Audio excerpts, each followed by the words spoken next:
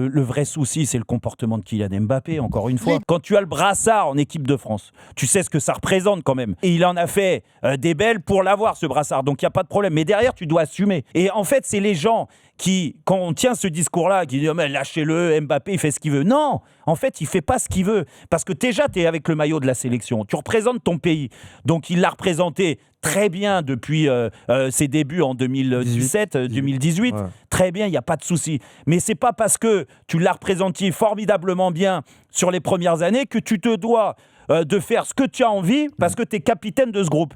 Et pour moi, tu as des devoirs. Et c'est pour ça que son devoir, déjà, c'était d'être blessé ou pas, c'était d'être en Azerbaïdjan, accompagner son équipe. Parce que nous, on le sait, avec Jean-Pierre et avec Jean-Michel, que là, ce qui s'est passé, déjà, le fait de ne pas aller en Azerbaïdjan, ça va créer des tensions, mine de rien.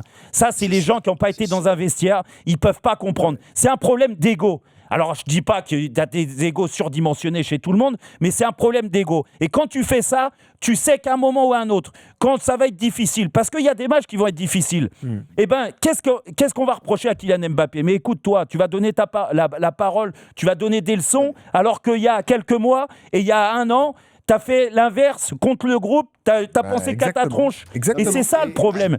Et il se cache même plus. Et il se cache même plus.